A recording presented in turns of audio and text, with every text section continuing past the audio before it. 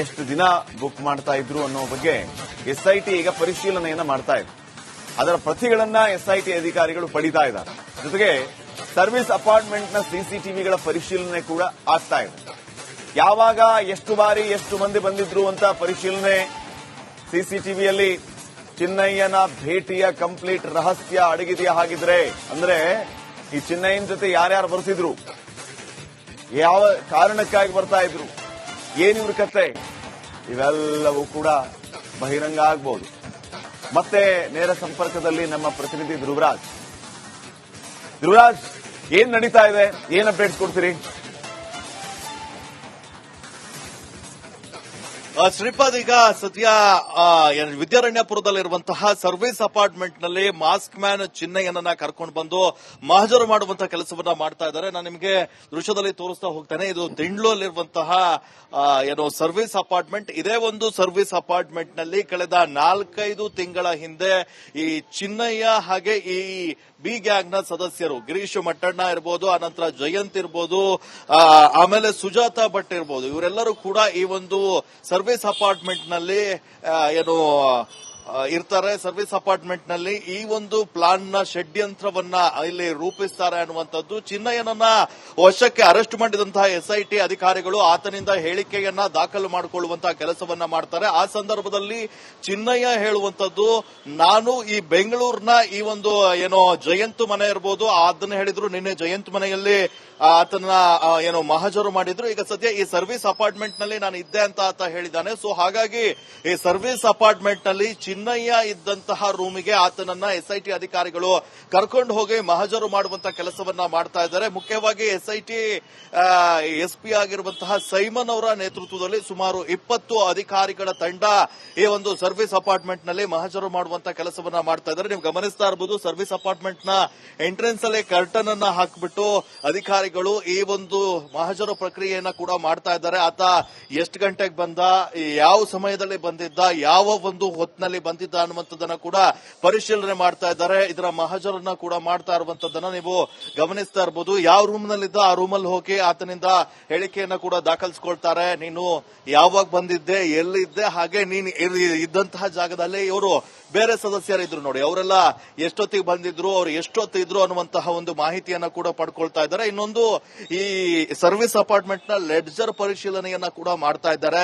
ಮುಖ್ಯವಾಗಿ ಈ ಲೆಡ್ಜರ್ ನಲ್ಲಿ ಆತ ಯಾವಾಗ ಬಂದ, ಎಷ್ಟು ದಿವಸ ಇದ್ದ ಅನ್ನುವಂಥದ್ದು ಎಂಟ್ರಿ ಆಗಿರುತ್ತೆ. ಸೊ ಹಾಗಾಗಿ ಈ ಲೆಡ್ಜರ್ ಅನ್ನ ಕೂಡ ನೋಡ್ತಾ ಇದ್ದಾರೆ. ಇನ್ನು ಸಿಸಿಟಿವಿ ಪರಿಶೀಲನೆ ಮಾಡುವಂತಹ ಕೆಲಸವನ್ನ ಮಾಡ್ತಾ ಇದ್ದಾರೆ. ಆದ್ರೆ ಇದು 3-4 ತಿಂಗಳಾಗಿರುವಂತಹ ಕಾರಣಕ್ಕಾಗಿ ಆ ಡಿವೈಸ್ ಅನ್ನ ಪಡ್ಕೊಳ್ಳುವಂತಹ ಸಾಧ್ಯತೆ ಇದೆ. ಅದನ್ನ ರಿಟ್ರೀವ್ ಮಾಡುವಂತಹ ಕೆಲಸವನ್ನ ಕೂಡ ಮಾಡ್ತಾರೆ. ಸದ್ಯ ಈಗ ಈ ಎಸ್ಐಟಿ ಅಧಿಕಾರಿಗಳು ಆ ಸಿಸಿಟಿವಿಯ ಬದರ್ ಡಿವೈಸ್ ಏನಿದೆ, ಅದು ಸಿಡಿಆರ್ ಅನ್ನ, ಅದರ ಡಿವಿಆರ್ ಅನ್ನ ಪಡ್ಕೊಂಡು ಅದನ್ನ ಸೀಸ್ ಮಾಡುವಂತಹ ಕೆಲಸ ಇದೆ. ಅದನ್ನ ರಿಟ್ರೀವ್ ಗೆ ಕಳಿಸುವಂತಹ ಚಾನ್ಸಸ್ ಗಳು ಕೂಡ ಇದ್ದಾವೆ. ಸದ್ಯ ಈಗ ಈ ಸರ್ವಿಸ್ ಅಪಾರ್ಟ್ಮೆಂಟ್ ನಲ್ಲಿ ಮಹಜರು ಕೆಲಸವನ್ನ ಮಾಡ್ತಾ ಇದ್ದಾರೆ. ಆತ ಎಷ್ಟೊತ್ತಿಗೆ ಎಂಟ್ರಿ ಆಗ್ತಾನೆ ಅದನ್ನ ರೀಕ್ರಿಯೇಟ್ ಮಾಡುವಂತ ಕೆಲಸವನ್ನ ಮಾಡ್ತಾರೆ. ಅಂದ್ರೆ ಎಂಟ್ರಿ ಆಗಿ ಆತ ಯಾವೊಂದು ಇದರಲ್ಲಿ ಕೂತ್ಕೊಂಡಿದ್ದ, ಎಷ್ಟೊತ್ತಿಗೆ ರೂಮ್ ಬುಕ್ ಆಯ್ತು, ಆತನ ಜೊತೆ ಯಾರೆಲ್ಲ ಬಂದಿದ್ರು, ಎಲ್ಲವನ್ನ ಕೂಡ ಈಗ ಕುಲಂಕುಷವಾಗಿ ವಿಚಾರಣೆಯನ್ನ ಕೂಡ ಮಾಡ್ತಾ ಇದ್ದಾರೆ.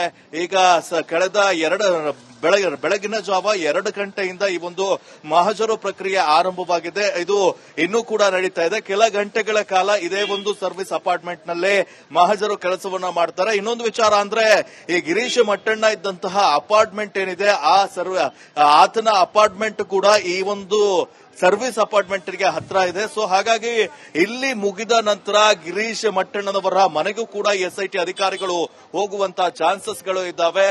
ಆದ್ರೆ ಈ ಒಂದು ನಿನ್ನೆ ಜಯಂತ್ ಮನೆಯಲ್ಲಿ ಕೂಡ ಆತ ಬುರುಡೆಯನ್ನ ತಂದಿದ್ದ ಅನ್ನುವಂಥದ್ದು. ಆತ ಎಸ್ಐಟಿಯ ಮುಂದೆ ಅಂದ್ರೆ ಮೊದಲು ಧರ್ಮಸ್ಥಳಕ್ಕೆ ಹೋಗಿ ಕಂಪ್ಲೇಂಟ್ ಕೊಡುವಂತ ಸಂದರ್ಭದಲ್ಲಿ ಒಂದು ಬುರುಡೆಯ ಸಮೇತ ಮ್ಯಾಜಿಸ್ಟ್ರೇಟ್ ಮುಂದೆ ಆತ ಹೇಳಿಕೆಯನ್ನ ದಾಖಲಿಸಿದ್ದ. ಸೊ ಹಾಗಾಗಿ ಅವನ ಜೊತೆ ಇದ್ದಂತಹ ಆ ಒಂದು ಬುರುಡೆ ಏನಿದೆ ಅದನ್ನ ಹಿಡ್ಕೊಂಡು ಆತ ಎಲ್ಲೆಲ್ಲ ಓಡಾಡಿದ್ದ ಅನ್ನುವಂತಹ ಸ್ಟೇಟ್ಮೆಂಟ್ ಅನ್ನ ಕೂಡ ನೀಡಿದ್ದಾನೆ. ಹಾಗಾಗಿ ಈಗ ಸದ್ಯ ಈ ಒಂದು ಸರ್ವಿಸ್ ಅಪಾರ್ಟ್ಮೆಂಟ್ ನಲ್ಲಿ ಕೂಡ ಆತ ಬಂದಿದ್ದ, ಆ ಸಂದರ್ಭದಲ್ಲಿ ಬುರುಡೆಯನ್ನ ತಂದಿದ್ದ ಅನ್ನುವಂಥ ಅನ್ನುವಂತಹ ಒಂದು ನಿಟ್ಟಿನಲ್ಲಿ ಕೂಡ ಆತನ ಹೇಳಿಕೆಯನ್ನ ದಾಖಲು ಮಾಡುವಂತಹ ಕೆಲಸವನ್ನ ಮಾಡ್ತಾ ಇದ್ದಾರೆ. ಯಾವ ಅಪಾರ್ಟ್ಮೆಂಟ್ ನ ಯಾವ ರೂಮ್ ಅಲ್ಲಿ ಇದ್ದ ಅನ್ನುವಂಥದ್ದನ್ನ ಆತ ಈಗ ಆಲ್ರೆಡಿ ಬಾಯಿ ಬಿಟ್ಟಿದ್ದಾನೆ. ಸೊ ಹಾಗಾಗಿ ಆ ಅಪಾರ್ಟ್ಮೆಂಟ್ ನಲ್ಲಿ ಇಲ್ಲಿನ ಸಿಬ್ಬಂದಿಯ ವಿಚಾರಣೆ ಇರಬಹುದು, ಆನಂತರ ಆತ ಏನೆಲ್ಲ ಮಾಡದ ಅವತ್ತು ಎಷ್ಟು ದಿವಸ ಇದ್ದ ಅನ್ನುವಂಥದ್ದನ್ನು ಕೂಡ ಈ ಚಿನ್ನಯ್ಯನ ಬಳಿ ಮಾಹಿತಿಯನ್ನ ಪಡ್ಕೊಳ್ಳುವಂತದ್ದು, ಹಾಗೆ ಅದನ್ನ ಹೇಳಿಕೆ ದಾಖಲಿಸಿಕೊಳ್ಳುವಂತಹ ಕೆಲಸವನ್ನ ಎಸ್ಐಟಿ ಅಧಿಕಾರಿಗಳು ಮಾಡ್ತಾ ಇದ್ದಾರೆ. ಶ್ರೀಪಾದ್. ಓಕೆ ಧ್ರುವರಾಜ್, ಹಾಗಿದ್ರೆ ಇವತ್ತಿನ ಈ ಮಹಜರಿಂದ ನಾವು ಏನನ್ನ ನಿರೀಕ್ಷೆ ಮಾಡಬಹುದು? ಶ್ರೀಪಾದ್, ಮುಖ್ಯವಾಗಿ ಈತ ಎಸ್ಐಟಿ ಅಧಿಕಾರಿಗಳ ಮುಂದೆ ಒಂದು ಬಾಡಿ ಆತನನ್ನ ಅರೆಸ್ಟ್ ಮಾಡಿದಾಗ ಕೆಲವೊಂದಿಷ್ಟು ಹೇಳಿಕೆಗಳನ್ನ ನೀಡಿದ್ದ. ನಾನು ಈ ಒಂದು ಪ್ರಕ್ರಿಯೆ ಆದಂತಹ ಸಂದರ್ಭದಲ್ಲಿ, ಅಂದ್ರೆ ದೂರು ಕೊಡುವ ಮುನ್ನ ನಾವು ಯಾವ ರೀತಿ ಪ್ಲಾನ್ ಮಾಡಿದ್ವಿ ಅನ್ನುವಂಥದ್ದನ್ನ ತಪ್ಪೊಪ್ಪಿಗೆಯನ್ನ ಕೂಡ ಮಾಡಿಕೊಂಡಿದ್ದಾನೆ. ಹಾಗಾಗಿ ಈ ಪ್ಲಾನ್ಗಳು ಎಲ್ಲೆಲ್ಲ ಆದ್ವೋ ಆ ಎಲ್ಲಾ ಜಾಗಕ್ಕೆ ಹೋಗಿ ಸಾಕ್ಷಿಗಳನ್ನ ಕಲೆಕ್ಟ್ ಮಾಡುವಂತಹ ಕೆಲಸವನ್ನ ಮಾಡ್ತಾ ಇದ್ದಾರೆ. ಸೊ ಹಾಗಾಗಿ ಜಯಂತ್ ಮನೆಯಲ್ಲೇ ಆತ ಬಂದಿದ್ದ ಅನ್ನೋದಕ್ಕೆ ಪೂರಕ ಸಾಕ್ಷಿಗಳನ್ನ ನಿನ್ನೆಯೇ ಆಲ್ರೆಡಿ ಕಲೆಕ್ಟ್ ಮಾಡಿದ್ದಾರೆ.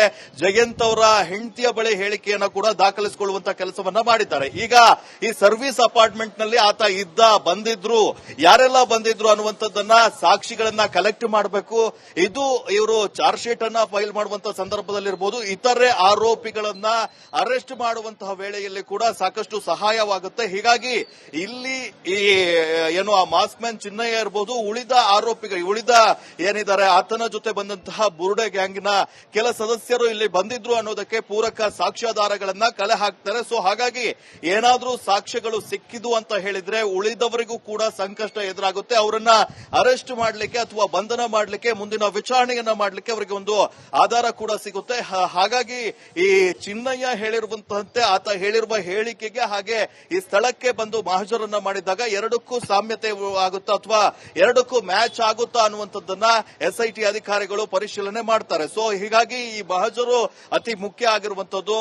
ನೆಕ್ಸ್ಟ್ ಇವರು ಗಿರೀಶ್ ಮಟ್ಟಣ್ಣನವರ ನಿವಾಸಕ್ಕೆ ಹೋಗ್ತಾರೆ. ಆನಂತರ ಬೆಂಗಳೂರಿನ ಅಡ್ವೊಕೇಟ್ ಕಚೇರಿ ಏನಿದೆ ಅಲ್ಲಿಗೂ ಹೋಗುವಂತ ಚಾನ್ಸಸ್ ಗಳಿದಾವೆ. ಅದಾದ ನಂತರ ಮಂಡ್ಯ ಇರಬಹುದು, ಸತ್ಯಮಂಗಲ ಇರಬಹುದು, ಎಲ್ಲಾ ಕಡೆ ಕೂಡ ಆತ ಹೇಳಿಕೆಯಲ್ಲಿ ನಾನು ಎಲ್ಲೆಲ್ಲ ಹೋಗಿ ಬಂದೆ, ಈ ಧರ್ಮಸ್ಥಳಕ್ಕೆ ಬರುವ ಮುನ್ನ ನಾನು ಎಲ್ಲೆಲ್ಲ ಇದ್ದೆ, ಆ ಸಂದರ್ಭದಲ್ಲಿ ಯಾರನ್ನೆಲ್ಲ ಸಂಪರ್ಕ ಮಾಡಿದ್ದೆ, ಅವೆಲ್ಲವನ್ನ ಕೂಡ ಈಗ ಮಹಜರು ಮಾಡಿ ಆತನ ಹೇಳಿಕೆಗೆ ಹಾಗೆ ಆ ಸ್ಪಾಟಿಗೆ ಹೋದಂತಹ ಸಂದರ್ಭದಲ್ಲಿ ಏನಾದರೂ ಸಾಕ್ಷಿಗಳು ಸಿಗ್ತಾವ ಅನ್ನುವಂತಹ ನಿಟ್ಟಿನಲ್ಲಿ ಎಸ್ಐಟಿ ಅಧಿಕಾರಿಗಳು ಸದ್ಯ ಈಗ ಮಹಜರು ಮಾಡುವಂತಹ ಪ್ರಕ್ರಿಯೆಯನ್ನ ಕೂಡ ಮಾಡ್ತಾ ಇದ್ದಾರೆ. ಶ್ರೀಪಾದ್. ಓಕೆ, ಎಷ್ಟು ದಿನ ಬುಕ್ ಮಾಡ್ತಾ ಇದ್ರು ಅನ್ನೋ ಬಗ್ಗೆ ಎಸ್ಐಟಿ ಈಗ ಪರಿಶೀಲನೆಯನ್ನ ಮಾಡ್ತಾ ಇದೆ. ಅದರ ಪ್ರತಿಗಳನ್ನ ಎಸ್ಐಟಿ ಅಧಿಕಾರಿಗಳು ಪಡಿತಾ ಇದ್ದಾರೆ. ಜೊತೆಗೆ ಸರ್ವಿಸ್ ಅಪಾರ್ಟ್ಮೆಂಟ್ನ ಸಿಸಿಟಿವಿಗಳ ಪರಿಶೀಲನೆ ಕೂಡ ಆಗ್ತಾ ಇದೆ. ಯಾವಾಗ, ಎಷ್ಟು ಬಾರಿ, ಎಷ್ಟು ಮಂದಿ ಬಂದಿದ್ರು ಅಂತ ಪರಿಶೀಲನೆ. ಸಿಸಿಟಿವಿಯಲ್ಲಿ ಚಿನ್ನಯ್ಯನ ಭೇಟಿಯ ಕಂಪ್ಲೀಟ್ ರಹಸ್ಯ ಅಡಗಿದೆಯಾ? ಹಾಗಿದ್ರೆ ಅಂದ್ರೆ ಈ ಚಿನ್ನಯ್ಯನ ಜೊತೆ ಯಾರ್ಯಾರು ಬರ್ತಿದ್ರು, ಯಾವ ಕಾರಣಕ್ಕಾಗಿ ಬರ್ತಾ ಇದ್ರು, ಏನಿವ್ರ ಕತೆ, ಇವೆಲ್ಲವೂ ಕೂಡ ಬಹಿರಂಗ ಆಗ್ಬೋದು. ಮತ್ತೆ ನೇರ ಸಂಪರ್ಕದಲ್ಲಿ ನಮ್ಮ ಪ್ರತಿನಿಧಿ ಧ್ರುವರಾಜ್. ಏನ್ ನಡೀತಾ ಇದೆ, ಏನ್ ಅಪ್ಡೇಟ್ಸ್ ಕೊಡ್ತೀರಿ?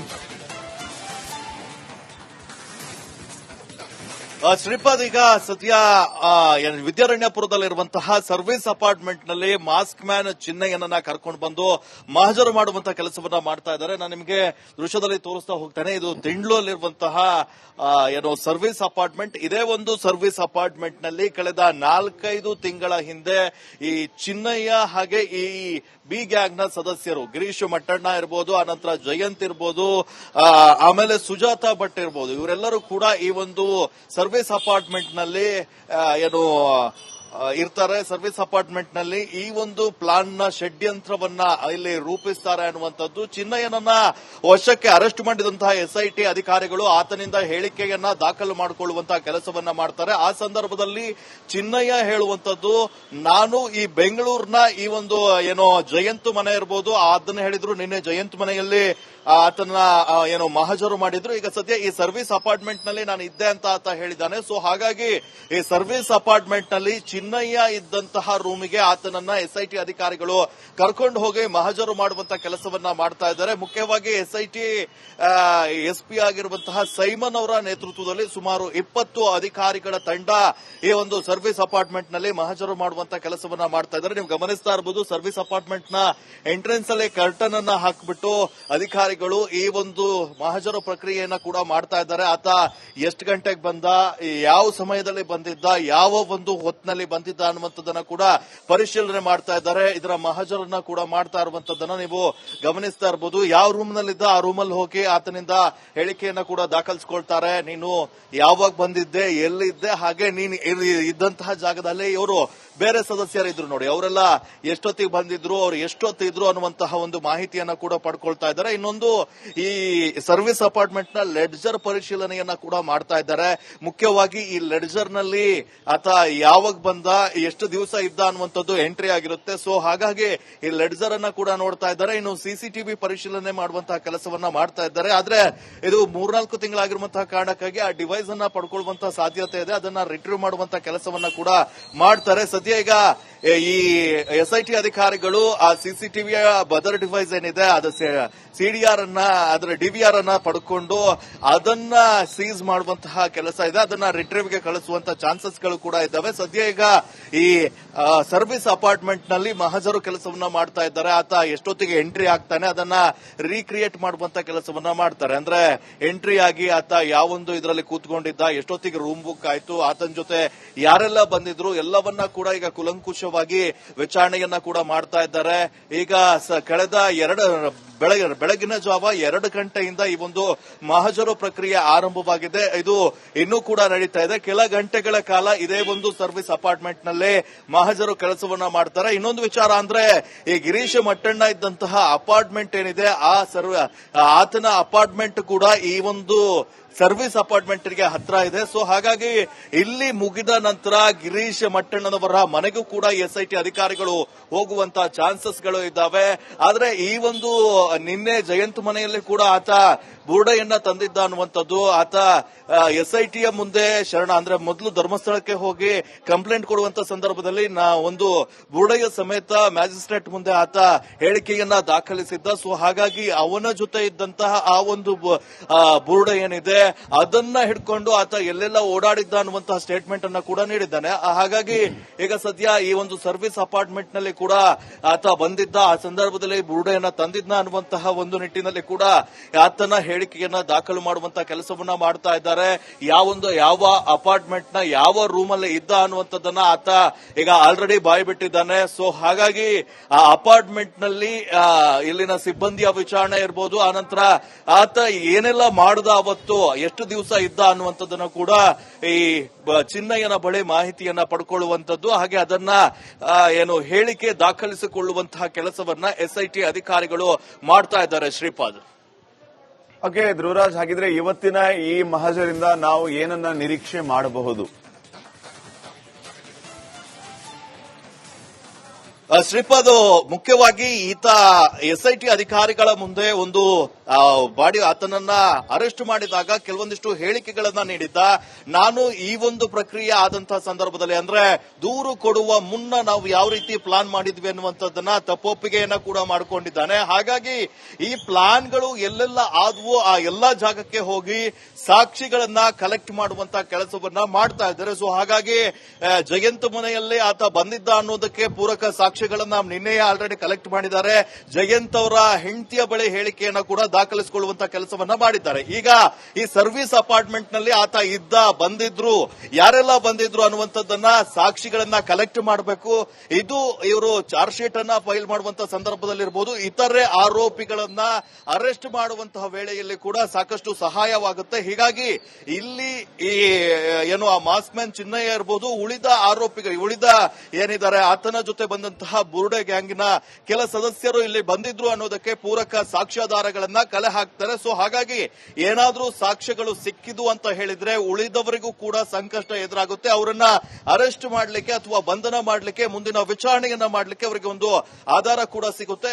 ಹಾಗಾಗಿ ಈ ಚಿನ್ನಯ್ಯ ಹೇಳಿರುವಂತಂತೆ ಆತ ಹೇಳಿರುವ ಹೇಳಿಕೆಗೆ ಹಾಗೆ ಈ ಸ್ಥಳಕ್ಕೆ ಬಂದು ಮಹಜರನ್ನ ಮಾಡಿದಾಗ ಎರಡಕ್ಕೂ ಸಾಮ್ಯತೆ ಆಗುತ್ತಾ ಅಥವಾ ಎರಡಕ್ಕೂ ಮ್ಯಾಚ್ ಆಗುತ್ತಾ ಅನ್ನುವಂಥದ್ದನ್ನ ಎಸ್ಐಟಿ ಅಧಿಕಾರಿಗಳು ಪರಿಶೀಲನೆ ಮಾಡ್ತಾರೆ. ಸೊ ಹೀಗಾಗಿ ಈ ಮಹಜರು ಅತಿ ಮುಖ್ಯ ಆಗಿರುವಂತದ್ದು.